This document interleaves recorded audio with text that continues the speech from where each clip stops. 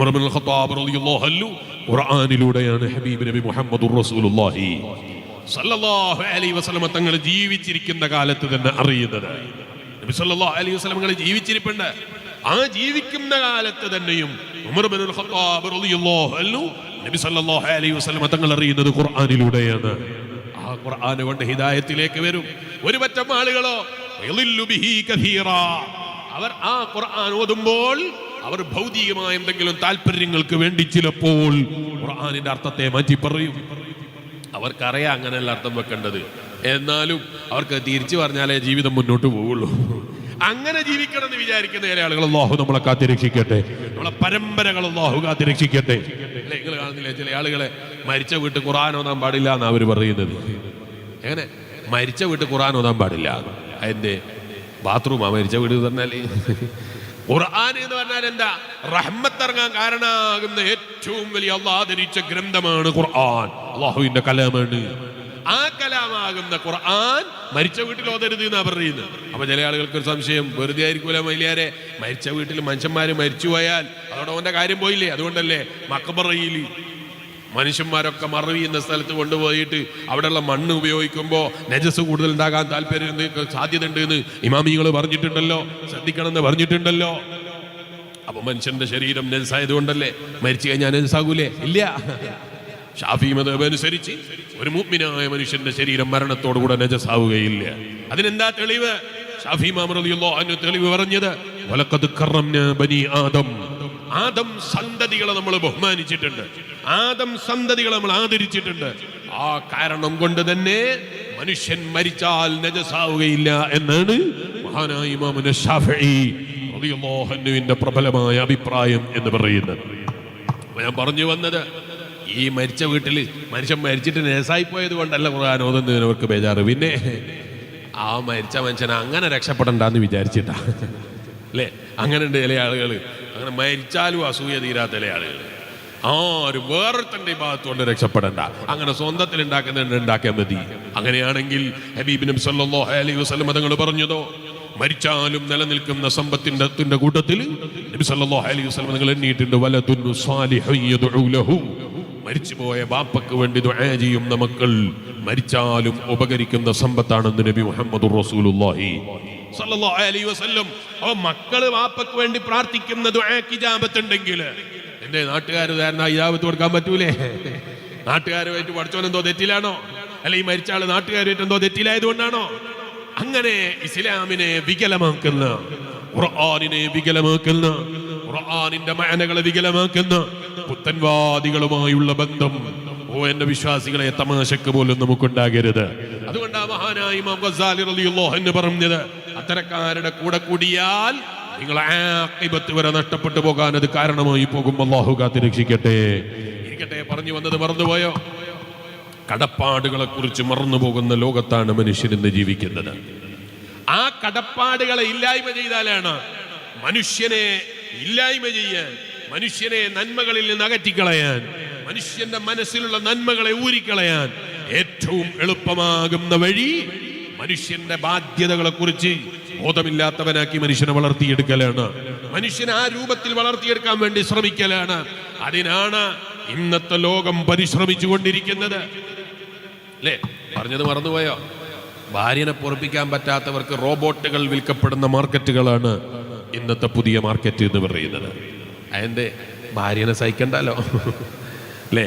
രാവിലെയും വൈകുന്നേരവും കറി എന്ന് പറയൂല, തക്കാളി എന്ന് പറയൂല, പച്ചമുളക് എന്ന് പറയൂല. കേട്ടാ തോന്നും, ചില പുരുഷന്മാരെ വർത്താനം കേട്ടാ തോന്നും പാവയും ഭാര്യ മാത്രം വീട്ടിൽ നിന്ന് ഭക്ഷണം കഴിക്കല്, മൂപ്പര് വീട്ടിൽ നിന്നൊന്നും കഴിക്കില്ല, അല്ലേ? ഒരു ദിവസത്തെ കറിയിൽ തക്കാളി ഇല്ലാത്തതുകൊണ്ട് രുചി കുറഞ്ഞു പോയാൽ ഭാര്യ സഹിക്കുന്നതിനെ കുറിച്ച് ഇവനെന്തെങ്കിലും വല്ല ബോധം ഉണ്ടാവുമോ? ഒരു ബോധം ഉണ്ടാവില്ല. എൻ്റെ കറി ഒരിക്കലും ഗുണം ഉണ്ടാവില്ല എന്ന് പറയും. നീ ഉണ്ടാക്കിയാൽ ഒന്നും രുചി ഉണ്ടാവില്ല എന്ന് പറയും. ചിലപ്പോൾ അത് പച്ചേ പറയൂല. പിന്നെ എങ്ങനെ പറയല്? ഞാൻ ഇന്നലെ രാത്രി ഒരു കറി കഴിച്ചിരുന്നു. ഏതാ കറി എന്നറിയോ? ജീവിതത്തിൽ ഇത്ര അങ്ങനെ ഒരു രുചിയുള്ള കറി എനിക്ക് കിട്ടിയില്ല. ഇതിലും വല്ല വേറൊന്നും പറയാനില്ല ഭാര്യനോട്. ചിലപ്പോൾ അനുഭവം കൊണ്ട് പറഞ്ഞതായിരിക്കും, പക്ഷെ അനുഭവം കൊണ്ടാണെങ്കിൽ പോലും തമാശക്ക് പോലും ഭാര്യനോടൊന്നും പറയാൻ പാടില്ല. അതോടുകൂടെ ആ ഉണ്ടാക്കി തരുന്ന കറിയും കൂടി അങ്ങ് ഇല്ലാതെയാവും. വേദന പോയാൽ കിട്ടുന്ന കറി അത് കൊല്ലത്തിൽ എപ്പോഴെങ്കിലും ഉണ്ടാവുള്ളൂ. 4 കൊല്ലത്തിലോ 5 കൊല്ലത്തിലൊക്കെ ആ ചള്ളം കേൾക്കാറ് വേദന വിളിക്കുക. അന്നത്തെ കറീൻ്റെ ബഹുമാനം പറഞ്ഞാൽ നാളെ വന്നാൽ പിന്നെ വീട്ടിൽ കറി ഉണ്ടാവൂല.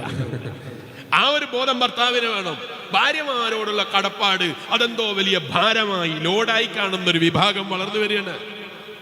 ചിലപ്പോൾ അവരവരുടെ ഭാര്യമാരെ വിളിച്ച് അവരുടെ മക്കളെ കൈപിടിച്ച് അവർ നല്ല ലോകത്തിങ്ങനെ വിരാജിക്കുകയാണ്. മനുഷ്യനെ ഇല്ലായ്മ ചെയ്യാൻ, മനുഷ്യത്വത്തെ ഇല്ലായ്മ ചെയ്യാൻ അവർ റോബോട്ടുകളെ നിർമ്മിച്ചു വിടുകയാണ്. എന്തിന്? മനുഷ്യന്റെ ബാധ്യതകളെ കുറിച്ച് ഇല്ലായ്മയുള്ളവനാക്കി മനുഷ്യനെ മാറ്റിയാലേ ലോകത്തെ നശിപ്പിക്കാൻ കഴിയുമെന്ന് ചിന്തിക്കുന്ന അത്തരം വിവരം കെട്ട ആളുകൾ എടുക്കുന്ന പണിയാണ് ഞാൻ ഈ പറഞ്ഞു വരുന്നത്. അല്ലേ? മനുഷ്യന് നല്ല ബോധമുള്ളവനാകണം ബാധ്യതകളെ കുറിച്ച്. അതില്ലാത്തത് കൊണ്ടാണ് കുറച്ചു കാലം കഴിയുമ്പോ ബാപ്പാക്ക് തിരിയൂല, ഉമ്മാക്ക് മനസ്സിലാകൂല. ഇന്നത്തെ കാലത്തുള്ള ഞങ്ങളെ ജീവിതത്തെ കുറിച്ചൊന്നും നമ്മളെ പഴയ കാലത്തുള്ള താടി നരച്ച ഉപ്പാപ്പാക്ക് തിരിയൂല. ഞങ്ങൾ ജീവിക്കുന്ന ലോകേതാണ് അവർക്കറിയില്ലല്ലോ, ഞങ്ങൾ അറിഞ്ഞിരിക്കുന്ന ലോകേതാണ് അവർക്ക് മനസ്സിലായിട്ടില്ലല്ലോ.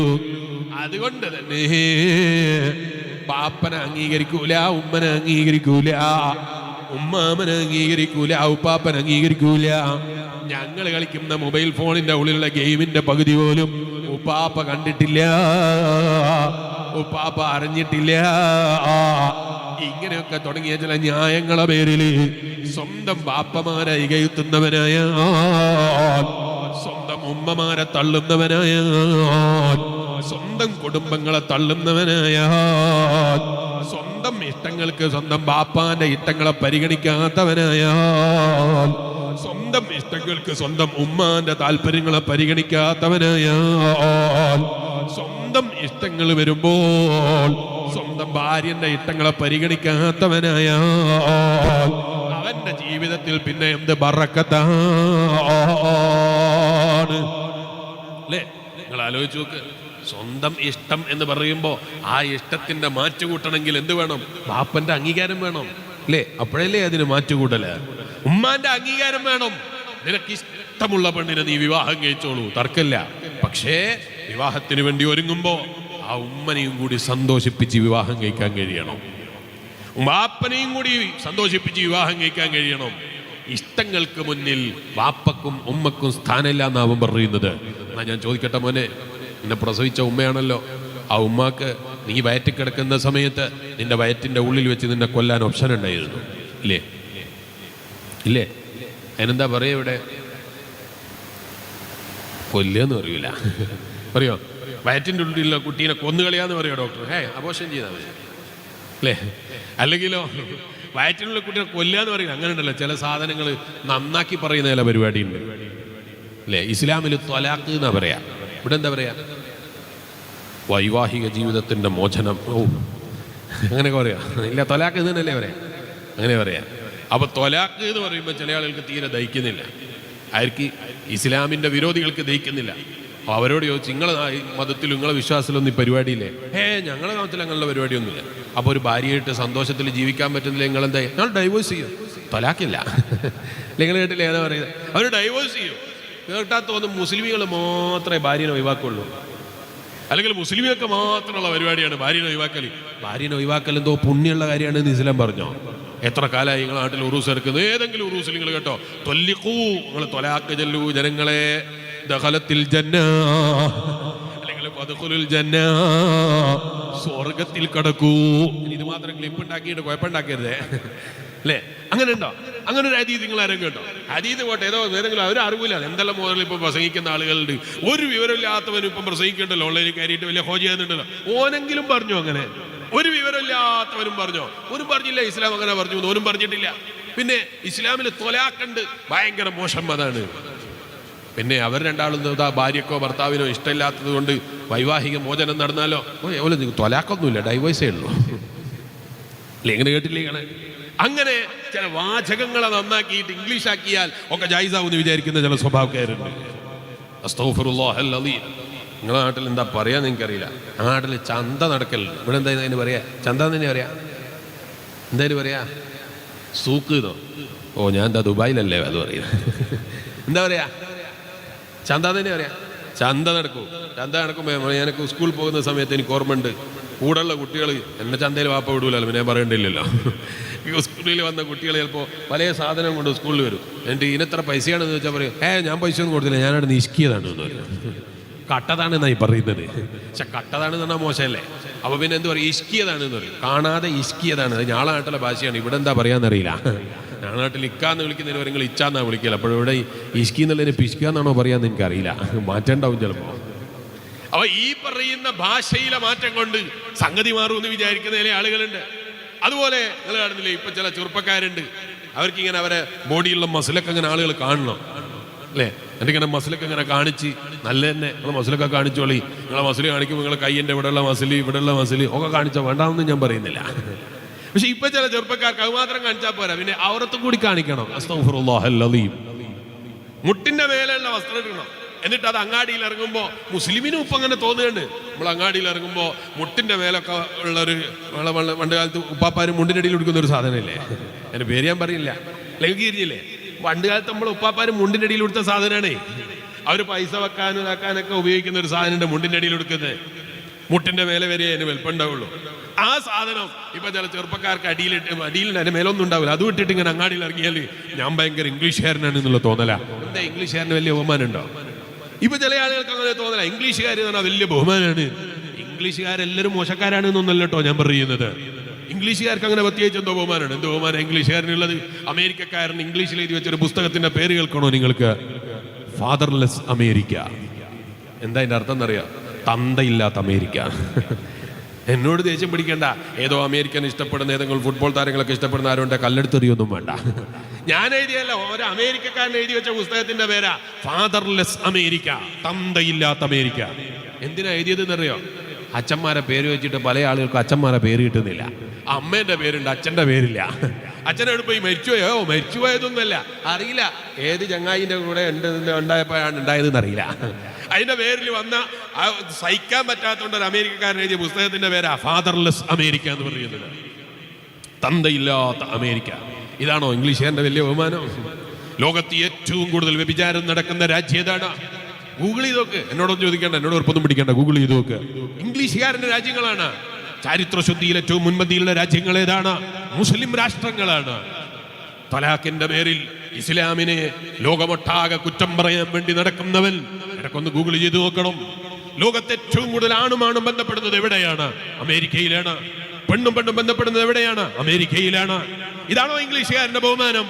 മാനുഷികമായ മൂല്യങ്ങളെ തകർത്ത് കളയുന്ന, ബാധ്യതകളെ കുറിച്ച് ബോധമില്ലാത്ത, കടപ്പാടുകളെ കുറിച്ച് ബോധമില്ലാത്ത ഒരു സമൂഹത്തെ നിർമ്മിക്കണം എന്ന് ചിന്തിക്കുന്ന ഇത്തരക്കാരനെ റോൾ മോഡലായി സ്വീകരിക്കാൻ ഓ മോമിനായ മനുഷ്യ എങ്ങനെ നമുക്ക് സാധിക്കുമെന്നാണ് ഞാൻ ചോദിക്കുന്നത്. മനുഷ്യത്വം വേണ്ടേ? അതൊന്നും വേണ്ടില്ല മൊയ്ലിയാരെ. മനുഷ്യത്വം വേണ്ടാന്നാണോ നീ പറയുന്നത്? അച്ഛനില്ലാത്ത മോനായി പ്രസവിക്കപ്പെടാൻ നീ താല്പര്യപ്പെടുന്നുണ്ടോ? അച്ഛൻ ആരാണ് എന്നറിയാത്തൊരു സമൂഹത്തിൽ ജനിക്കാൻ നീ താല്പര്യപ്പെടുന്നുണ്ടോ? അമ്മനെ തിരിഞ്ഞില്ലെങ്കിൽ സാരയിലായിരുന്നു. അച്ഛനെ തിരിയാത്തവനായി ഒരു സമൂഹത്തിൽ ഒരു മനുഷ്യനുണ്ടാകുക എന്ന് പറഞ്ഞതിൽ അതിന്റെ പേരെന്താണ് എന്നറിയോ? ഇസ്ലാമിന്റെ കാഴ്ചപ്പാടാ. എന്നോട് വെറുപ്പ് പിടിക്കണ്ട. വിശേഷിപ്പിക്കുകയാണ്, അവർ മൃഗങ്ങളെക്കാൾ അതപ്പതിച്ചു പോയവരാണ്. അള്ളാഹു കാത്ത് രക്ഷിക്കട്ടെ. ഈ ഒരു സമൂഹത്തെയാണ് അവർ വാർത്തെടുക്കാൻ വേണ്ടി ആഗ്രഹിക്കുന്നത്. ടെക്നോളജികളും അതുപോലെ ഇന്റർനെറ്റുകളും പുരോഗമിച്ചിട്ട് ഇന്നത്തെ സമൂഹത്തിന് ലഭിച്ച സമ്മാനം എന്താണ്? ഞങ്ങൾ ന്യൂ ജനറേഷൻ ആണെന്ന് പറയുന്ന കൂട്ടുകാരാ, വൈവാഹിക ജീവിതത്തിന് വേണ്ടി പെണ്ണന്വേഷിച്ച് നോക്കുമ്പോ കിട്ടുന്നില്ല അല്ലേ? ന്യൂ ജനറേഷൻ ഉണ്ടാക്കി വെച്ച ഏറ്റവും വലിയ മുതലാ, സ്വത്താണത്. സ്വന്തം അത് വിവാഹ ജീവിതത്തിലേക്ക് കടക്കണം എന്ന് ആഗ്രഹിക്കുമ്പോ പെണ്ണ് കിട്ടുന്നില്ല. എന്തുകൊണ്ട് കിട്ടുന്നില്ല? എന്തുകൊണ്ട് കിട്ടുന്നില്ല? ടെക്നോളജി വളർന്നു, അതുകൊണ്ട് പെണ്ണ് കിട്ടുന്നില്ല. ഭാര്യക്ക് പേടിയാണ്, ഭർത്താവിന് പേടിയാണ്.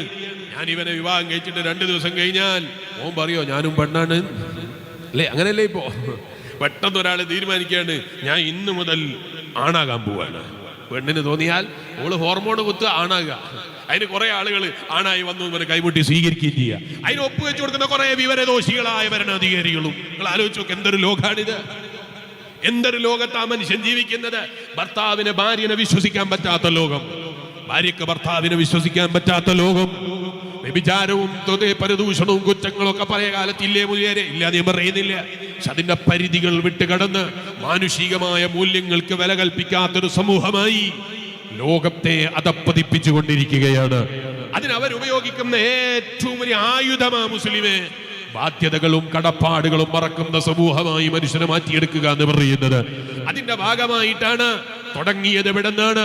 വൈവാഹിക ജീവിതത്തിലേക്ക് കടക്കുന്ന പെണ്ണ് പറയാണ് എന്റെ ഭർത്താവിനെ സ്വീകരിക്കാനും എന്റെ ഭർത്താവിനെ സെലക്ട് ചെയ്യാനും എന്റെ ഉമ്മാന്റെ കണ്ണല്ല ആവശ്യം, എന്റെ കണ്ണാണ്. എന്റെ അച്ഛന്റെ കണ്ണല്ല വേണ്ടത്, എന്റെ അമ്മന്റെ കണ്ണല്ല വേണ്ടത്, കുടുംബങ്ങളുടെ സീലൊപ്പല്ല വേണ്ടത്, എന്റെ തീരുമാനമാണ്. നിങ്ങൾ ആരും അംഗീകരിച്ചില്ലെങ്കിലും കോടതിയിൽ പോയിട്ടെങ്കിലും ഇറങ്ങിപ്പോകാൻ എനിക്കറിയാന്ന് പറയുന്ന ഒരു സമൂഹമായി സ്വന്തം അമ്മമാരോട്, ഉമ്മമാരോട്, ബാപ്പമാരോടുള്ള കടപ്പാടുകളെ കുറിച്ച് ഓർമ്മയില്ലാത്തവരായി സമൂഹം മാറിപ്പോയപ്പോൾ ആ സമൂഹം മാറിത്തീരുന്ന ലോകത്തെ കുറിച്ചാണ് ഞാൻ പറയുന്നത്. വയത് കേൾക്കുന്ന മുസ്ലിമേ, അതുകൊണ്ടാ ലോകം മുഴുക്കെ പടപ്പിതയെ പടച്ചു സൃഷ്ടിച്ച് പരിപാലിച്ച് റബ്ബ് നിയോഗിച്ചയച്ച ലോകത്തിന്റെ മുഴുവനും കാരുണ്യമായ നബി മുഹമ്മദുർ റസൂലുള്ളാഹി സ്വല്ലല്ലാഹു അലൈഹി വസല്ലം തങ്ങൾ പറയാണ്, അദ്ദീനു, ദീൻ എന്ന് പറഞ്ഞാൽ അതിലെ ഏറ്റവും മുഖ്യമായ ഘടകം അന്നസീഹ, അത് നസീഹത്താണ്, ബാധ്യതകളെ കുറിച്ചുള്ള ഓർമ്മയാണ്. അതുകൊണ്ട് ആ മഹാന്മാരായ പണ്ഡിതന്മാര് പറഞ്ഞത് في كلام العربي كلمة أجمع لخير الدنيا والآخرة. ദുനിയാവിലും ആഖിറത്തിലും ഇതുപോലെ ഖൈറിനെ ഒരുമിച്ച് കൂട്ടി എന്ന് പറയാൻ പറ്റുന്ന ഒരു കലിമത്ത് ലോകത്ത് വേറെ അറബിയിൽ കാണാനില്ല. അത്ര ബഹുമതിയുള്ള അർത്ഥവത്തായ ഒരു വാക്കാണ് അന്നസീഹ. അതുകൊണ്ടാണല്ലോ അവിടുന്ന് പറയുമ്പോൾ, അവിടുന്ന് പഠിപ്പിക്കുമ്പോൾ പഠിപ്പിച്ചത് വസിയത്തി ലക യാദൽ ഫളി വല്ലദബി ഇൻ ശിത അൻ തസ്കുന സാമി മിൻ الرطب وتدرك السبق والغايات تبلغها مهنأ بمنال القصد والرب. മോനെ, നീ ഖസ്ദ് ഉദ്ദേശിച്ച് ജീവിക്കുന്നവനാണെങ്കിൽ, ശരിയായ നിലക്കുള്ള വിജയം ഉദ്ദേശിക്കുന്നവനാണെങ്കിൽ, മോനെ നിനക്കെനിക്ക് നൽകാനുള്ള ഏറ്റവും വലിയ വസിയത്ത് എന്താണ് എന്നറിയോ? ഏറ്റവും നല്ല ഉപദേശം എന്താണ് എന്നറിയോ?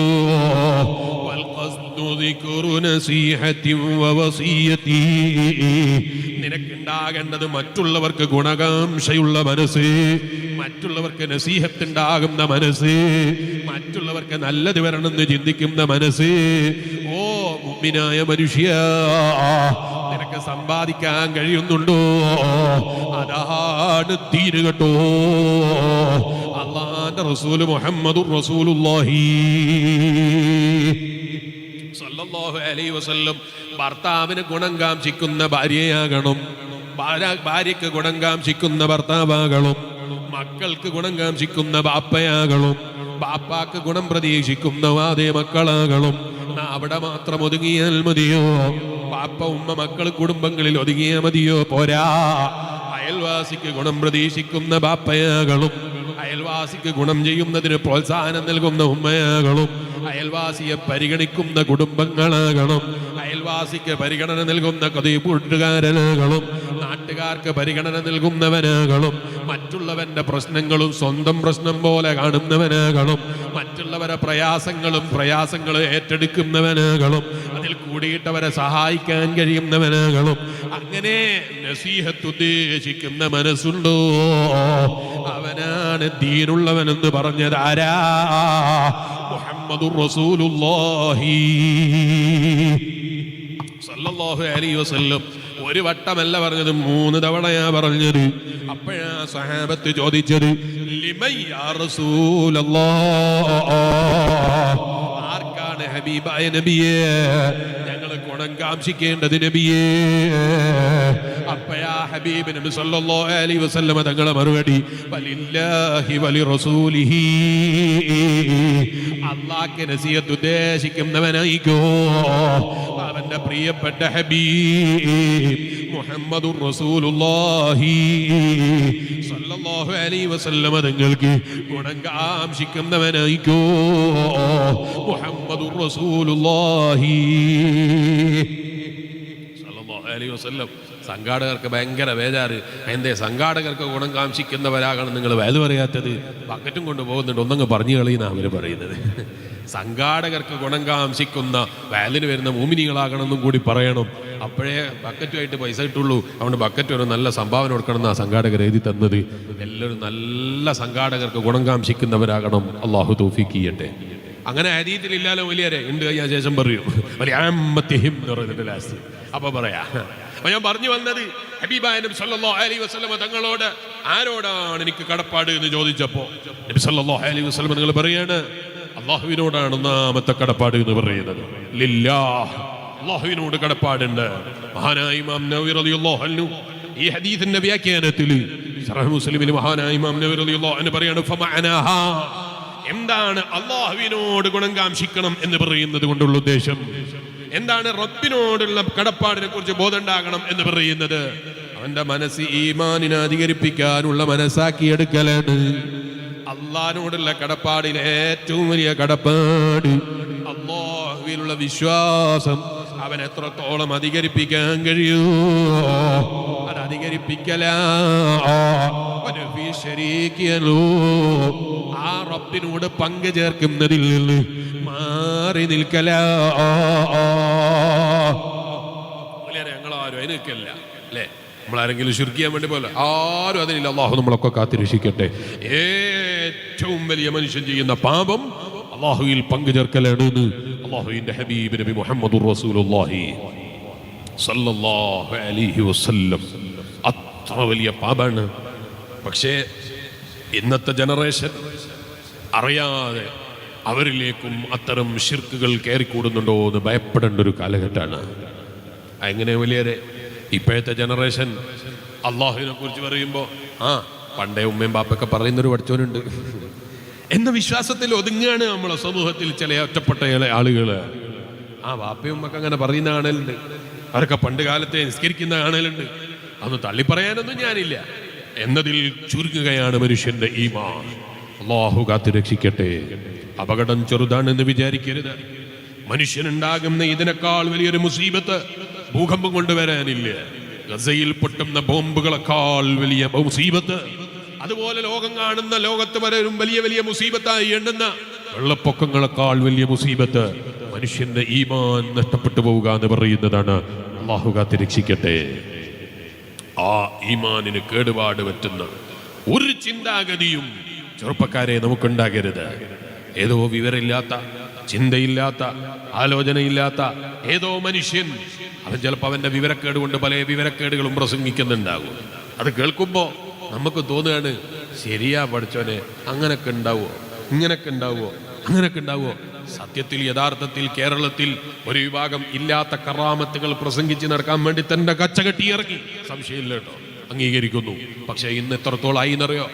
കറാമത്തുകളെ വിശ്വസിക്കാൻ പഴയ കാലത്തുള്ള നമ്മളെ മുൻഗാമികളായ ഇമാമികള് അവരുടെ ജീവിതത്തിൽ ഉണ്ടായിരുന്ന അത്ഭുതങ്ങള്, ആ അത്ഭുതങ്ങളും കറാമത്തുകളും മുഅ്ജിസത്തുകളും പോലും ഇപ്പൊ കേൾക്കുമ്പോ ചില ആളുകൾക്ക് പുച്ഛമായി തോന്നുകയാണ്. കാരണം എന്താണെന്നറിയോ?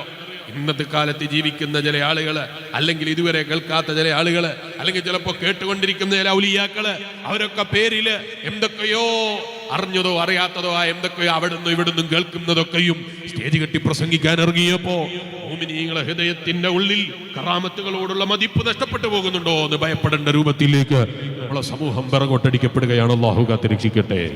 ഈമാനിന്റെ വെളിച്ചത്തിൽ നിന്ന് മനുഷ്യൻ അകന്നുകൊണ്ടിരിക്കുകയാണ്. എന്തുകൊണ്ട്? ഒരു വിഭാഗം ആളുകള് മജ്ലിസുകളെയും നന്മയുടെ സദസ്സുകളെയും അതുപോലെ ദീനിന്റെ ദിക്റിന്റെ മജ്ലിസുകളെയും വെറും പണം സമ്പാദിക്കുന്ന ഒരു മേഖലകളായി സമൂഹത്തിനിടയിൽ താറടിച്ചപ്പോ യാതൊമില്ല സിനിമയിൽ അഭിനയിക്കുന്നത് പോലെ മുസ്ലിയാക്കന്മാരെ അഭിനയിക്കുന്ന ഒരു വിഭാഗം വളർന്ന് ട്രോള് ചെയ്യാൻ വേണ്ടി ലോകത്തിന്റെ നാനാദിക്കുകളിൽ നമ്മളെ കൊച്ചു കേരളത്തിൽ പോലും ആലിമീങ്ങളെ നിന്ദിക്കുന്നതിന് മടിയില്ലാത്ത മുസ്ലിം നാമധാരികള് വളർന്നു വരികയാണ്. കാരണം എന്താണ്? സോഷ്യൽ മീഡിയയിലും അല്ലാത്ത മീഡിയകളും ഉപയോഗിച്ച് അതിന്റെ ഉള്ളിൽ കയറിയിട്ട് പറയുന്ന വിവരക്കേടുകളും എന്തൊക്കെയോ അറിവില്ലായ്മയും വെറിയിട്ട് അവസാനം നടത്തുന്ന പിരിവിന്റെ പല രൂപങ്ങളും കണ്ടിട്ട് ഇസ്ലാമിനെ തെറ്റിദ്ധരിക്കുകയാണ്. പരിശുദ്ധമായ ദീനിനെ ഇല്ലായ്മ ചെയ്യാൻ വേണ്ടി അത്തരം ചില സാധനങ്ങളെ പലരും ആയുധമാക്കി ഉപയോഗിക്കുകയാണ്. അല്ലാഹു ഹിദായത്തിന്റെ വെളിച്ചം നിലനിർത്തി തരട്ടെ. ദീൻ ഒരിക്കലും അതിന് ഉത്തരവാദിയല്ല. അല്ലാഹുവിന്റെ ദീൻ ഒരിക്കലും അതിന് ഉത്തരവാദിയല്ല. ശരിയായ ദീൻ എന്ന് പറയുന്നത് ഏതാ? നമ്മളെ മുൻഗാമികളായ മഹാന്മാർ അവര് ജീവിച്ച് കാണിച്ചു തന്ന ദീനാണ്. നിങ്ങൾ കാണുന്നില്ലേ ചില ആളുകള് മഖബറയിൽ പോയാൽ അവര് നേരെ സുജൂദിലാണ്. അവര് നേരെ മഖബറയിൽ പോയാൽ അതേ ഖബറിന്റെ മേലെ പോയി വീഴുകയാണ്. ഖബറിന്റെ മേലെ പോയി തലകുത്തുകയാണ്. ഖബറിൽ കിടക്കുന്ന ആളുകൾക്ക് സുജൂദ് ചെയ്യാന്നുള്ള നിലക്കാണ് ഖബറിന്റെ മേലെ നടത്തുന്ന സുജൂദെങ്കിൽ കുറെ കിതാബൊന്നും നോക്കേണ്ടതില്ലല്ലോ. ഫത്ഹുൽ മുഈനിൽ അടക്കം കാണാം ഹറാമാണ്, സംശയിക്കേണ്ടതില്ല. ഖബറിൽ കിടക്കുന്ന ആൾക്കല്ല വലിയാരെ, അയാളെ ബഹുമാനിക്കാനാണ്, എന്നാലും ഹറാമാണ്. അങ്ങനെ ഇസ്ലാം പറഞ്ഞിട്ടുണ്ടോ? ഇല്ല. ഒരിക്കലും ഒരു സുന്നിയായ മനുഷ്യനത് ആഗ്രഹിക്കുന്നില്ല. ഇമാം നവവി റളിയല്ലാഹു അൻഹു എത്രത്തോളം പറഞ്ഞു എന്നറിയോ? ഖബറിന്റെ മേലെ കൊണ്ടുപോയി നിന്റെ ശരീരത്തെ ചാരി വെക്കുന്ന സ്വഭാവം ഉണ്ടല്ലോ, കൈയൊഴിക്കേണ്ടത്. ഖബറിൽ കിടക്കുന്ന ആളുകൾ അടുക്കലേക്ക് നമ്മൾ ചെല്ലുമ്പോ അവിടെ പോയിട്ട് അവിടെയുള്ള ഖബറിന്റെ മേലെ പോയി തലകുനിക്കൽ വലിയ ബഹുമാനാണ് എന്ന് വിചാരിക്കരുത്. മറിച്ചോ നബി ഇമാം റളിയല്ലാഹു അൻഹു ലോകത്തെ ഏറ്റവും പുണ്യമുള്ള സിയാറത്ത് പഠിപ്പിച്ചു. അതേതാ സിയാറത്ത് എന്നറിയോ? സിയാറത്തുൻ നബി സല്ലല്ലാഹു അലൈഹി വസല്ലം. ലോകം മുഴുവൻ പടക്കാൻ കാരണക്കാരനായ അല്ലാഹുവിന്റെ റസൂൽ മുഹമ്മദുർ റസൂലുള്ളാഹി സല്ലല്ലാഹു അലൈഹി വസല്ലം തങ്ങളുടെ സിയാറത്താണ്, മാതൃകാപരമായ സിയാറത്താണ് അവിടുന്ന് പഠിപ്പിച്ചു തന്നത്. എങ്ങനെയാ? ഖബറിന്റെ അടുക്കൽ പോയി നിന്നിട്ട് വളരെ ബഹുമാനത്തോടെ ഇങ്ങനെ ഖബറിലേക്ക് നോക്കണം. ഖബറിന്റെ ഉള്ളിൽ കിടക്കുന്ന നബി സല്ലല്ലാഹു അലൈഹി വസല്ലം തങ്ങൾ ഖിബിലക്ക് തിരിഞ്ഞാണ് കിടക്കുന്നതെങ്കിൽ നമ്മൾ ഖിബിലയിലേക്ക് മുന്നിട്ട് നിന്ന് അവിടുത്തെ തലയുടെ ഭാഗത്ത് നിന്നിട്ട് സലാം പറഞ്ഞാൽ നേരിട്ട് നോക്കുന്നത് പോലെ, മുവാജഹത്തായി നോക്കുന്നത് പോലെ നിന്ന് ഖബറിന്റെ ഉള്ളിലേക്ക് നോക്കിയിട്ട് സലാം പറയണമെന്നാണ് ഇമാം നവവി റളിയല്ലാഹു അൻഹു ഇലാഹിന്റെ ശറഇൽ നമ്മളെ പഠിപ്പിക്കുന്നത്. കേൾക്കുന്ന വിശ്വാസികളെ, ആ ഇമാം നവവി റളിയല്ലാഹു അൻഹു കാണിച്ചു തന്ന മാതൃകയാണ് ഏറ്റവും വലിയ സിയാറത്ത് എന്ന് പറയുന്നത്. അതേ സ്ഥാനത്ത് ഒരു വിഭാഗം ആളുകൾ അറിവില്ല ഇവകൊണ്ട് ഖബറിന്റെ മേലെ പോയി സുജൂദ് ചെയ്യുന്നുണ്ടാകാം, ഖബറിന്റെ മേലെ പോയി തലകുത്തുന്നുണ്ടാകാം. ഇത് വീഡിയോ എടുത്തിട്ട് മുസ്ലിം നാമധാരികളായ ചില കൂട്ടം ആളുകൾ തന്നെ ഇസ്ലാമിനെ തെറ്റിദ്ധരിപ്പിക്കാൻ ഇത് ഉപയോഗപ്പെടുത്തുകയാണ്. ഒരിക്കലും ഇസ്ലാം അത് പ്രോത്സാഹിപ്പിച്ചിട്ടില്ലെന്നാണ് ഞാൻ പറഞ്ഞത്. ഇരിക്കട്ടെ, ഞാൻ പറഞ്ഞു വന്നത് ലോകത്തെ ഏറ്റവും വലിയ കടപ്പാട് റബ്ബിനോടാണ്. ആ കടപ്പാട് പൂർത്തിയാക്കി വീട്ടേണ്ടതിനെ കുറിച്ച് പറയുമ്പോൾ ഹബീബ് നബി സല്ലല്ലാഹു അലൈഹി വസല്ലം തങ്ങൾ പഠിപ്പിച്ചത് കണ്ടിട്ട് ഇമാം നവവി റളിയല്ലാഹു അൻഹു പറയാണ്, ഒന്നാമത്തെ കടപ്പാട് അവിടെ ആ റബ്ബിലുള്ള വിശ്വാസത്തെ അധികരിപ്പിക്കലാണ്. രണ്ടാമത്തത് ആ റബ്ബിൽ ഒരാളെയും പങ്കു ചേർക്കാതിരിക്കലാണ്. വതർക്കുൽ ഇൽഹാദി ഫീ സിഫാതിഹി വവസ്ഫിഹി ബിസിഫാത്തിൽ കമാലി വൽ ജലാൽ. ലോകത്തിന്റെ മുഴുവനും അധിപനായ റബ്ബുണ്ടല്ലോ, അവന്റെ സിഫത്തുകളിൽ പരിപൂർണമായി വിശ്വസിക്കലാണ് ഒരു ഈമാനുള്ള മുഅ്മിനിനുണ്ടാകേണ്ട അല്ലാഹുവിനോടുള്ള കടപ്പാട് പൂർത്തിയാക്കി വിട്ടേണ്ടത്. ഒന്നാമത്തത് മഹാനായ ഇമാം നവവി റളിയല്ലാഹു അൻഹു പറയാണ്, ആ റബ്ബിൽ ഏറ്റവും അടിയുറച്ച ഈമാൻ ഉണ്ടാകലാണ്. രണ്ടാമത്തത് അവനിൽ ഒരാളെയും പങ്കു ചേർക്കാതിരിക്കലാണ്. മൂന്നാമത്തത് ഇമാം നവവി റളിയല്ലാഹു അൻഹു പറയാണ്, ആ റബ്ബിലേക്ക് അവനിക്ക് ചേർത്ത് പറഞ്ഞ ഒരു സിഫത്തിനെയും നിഷേധിക്കാതിരിക്കലാണ്. കണ്ണില്ലാതെ കാണുന്നവനാണ് അല്ലാഹ്, അല്ലേ? കണ്ണില്ലാതെ കാണുന്നവനല്ലേ അല്ലാഹ്? അല്ലേ? കണ്ണില്ലാതെ കാണുന്നവനാണ് അല്ലാഹ്. കാതില്ലാതെ കേൾക്കുന്നവനാണ് അല്ലാഹ്. അവന്റെ കാതിന് പരിധിയുണ്ടോ? ഉണ്ടോ? അവന്റെ കേൾവിക്ക് പരിധിയുണ്ടോ? ഇല്ല. ഞാനിപ്പോ ഇവിടെ പ്രസംഗിക്കുമ്പോ നിങ്ങളെല്ലാവരും എന്നെ കാണുന്നില്ലേ? ഇല്ലേ? എന്നെയും കാണുന്നില്ലേ? പിന്നെ എന്താ നിങ്ങൾ കാണുന്നത്? എന്നെ കാണുന്നില്ലേ? ഉണ്ട്. ഈ സ്റ്റേജിന്റെ ബേക്കിലുള്ള എന്തെങ്കിലും നിങ്ങൾ കാണുന്നുണ്ടോ? എന്താ കാണാത്തത്? അവിടെ ഒരു മറയുള്ളത് കൊണ്ട് അല്ലേ? അതിന്റെ അപ്പുറത്തുള്ളത് കാണുന്നില്ല. അവിടെ കാണുന്നുണ്ടോന്നല്ലേ ചോദിച്ചത്? ഇവിടെ എന്തോ കാണുന്നുണ്ടോന്ന് ഞാൻ ചോദിച്ചത്. അവിടെ കാണുന്നുണ്ട്. അതിന്റെ മേലെ മക്കാമുറൂസ് എന്ന് ഇങ്ങനെ എഴുതി വെച്ചിട്ടുണ്ട്, അതല്ലേ ചോദിച്ചത്? അതിന്റെ പിറകിലുള്ള എന്തോ കാണുന്നുണ്ടോ? ഇല്ല, കാണുന്നില്ല. എന്തുകൊണ്ട് കാണുന്നില്ല? അത് കാണാനുള്ള കഴിവ് നമുക്കില്ല.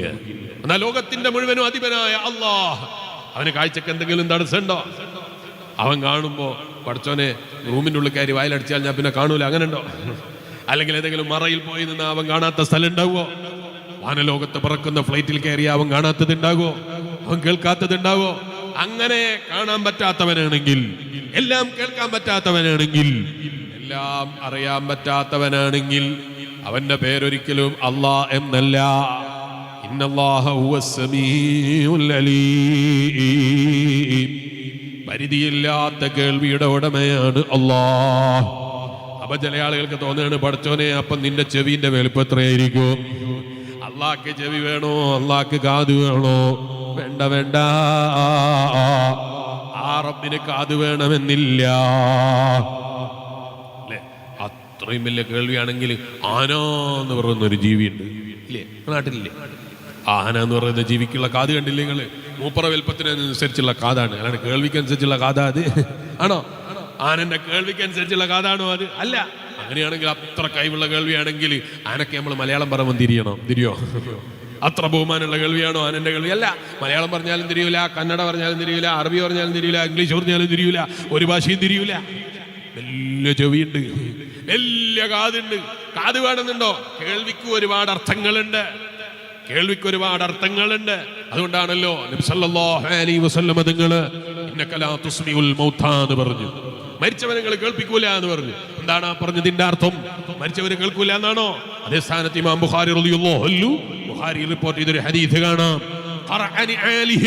ഖബറിൽ കിടക്കുന്ന ആളുകൾ അതിന്റെ മേലെ നടന്നു പോകുന്ന ചെരുപ്പിന്റെ വാറുകൾ തമ്മിലടിക്കുന്ന ശബ്ദം വരെ ഖബറിന്റെ ഉള്ളിൽ കേൾക്കുമെന്നാണ് ഹബീബ് നബി മുഹമ്മദുർ റസൂലുള്ളാഹി സല്ലല്ലാഹു അലൈഹി വസല്ലം പറയുന്നത്. എത്ര ആളുകൾ ഇപ്പൊ ഇവിടെ നടന്നുകൊണ്ടിരിക്കുന്നുണ്ട്. നിങ്ങൾ ആരെങ്കിലും അല്ല ചെരുപ്പിന്റെ അടിയുടെ ശബ്ദം കേൾക്കുന്നുണ്ടോ?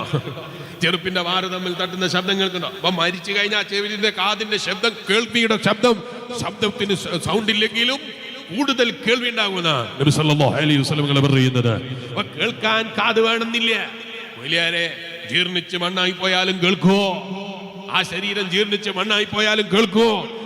ഭൗതിക ലോകത്തെ മനുഷ്യന് കാതുണ്ടായാലും കണ്ണുണ്ടായാലും കാണാനുള്ള ഉപാധികൾ അതാണ്. പക്ഷെ കണ്ണുണ്ടായാലും കാണണ്ടാന്ന് റബ്ബ് തീരുമാനിച്ചാലോ കാണാൻ കഴിയോ? കണ്ണുണ്ടായാൽ കാണണ്ടാന്നുള്ള തീരുമാനിച്ചാൽ കാണാൻ കഴിയോ? ഇല്ല. കാതിലുണ്ടായാൽ കേൾക്കണ്ടാന്ന് റബ്ബ് തീരുമാനിച്ചാൽ കേൾക്കാൻ കഴിയോ? ഇല്ല. എന്നാൽ ലോകത്തിന്റെ മുഴുവനും അധിപനായ അല്ലാഹ്, അവന് കേൾവിക്ക് പരിധിയില്ല, കാഴ്ചക്ക് പരിധിയില്ല, അറിവിന് പരിധിയില്ല. അപ്പൊ ചിലയാൾക്ക് തോന്നുകയാണ്, അപ്പൊ എത്ര GB ആയിരിക്കും മൂല്യരെ പഠിച്ചോണ്ടത്? അള്ളാഹുവല്ലേ നിന്റെ ഈ GB-യും എല്ലാം MB-യും എല്ലാ GB-യും പഠിച്ചവൻ അവനാണ്. അത് നമ്മളെ ബോധ്യപ്പെടുത്താൻ അള്ളാഹ് കാണിച്ചു തന്നതാ. ചില ആളുകൾക്ക് പണ്ട് കാലത്തൊരു സംശയം ഉണ്ടായിരുന്നു. റഖീബ് അതീദ് അലൈഹിസ്സലാം എന്ന് പറഞ്ഞ രണ്ട് മലക്കുകളില്ലേ? റഖീബ് അതീദ് അലൈഹിസ്സലാം. ഉറക്ക പേര് ചൊല്ലിക്കോളി, ഓല എഴുതി വെക്കുന്ന മര്യാദ എഴുതണ്ടേ.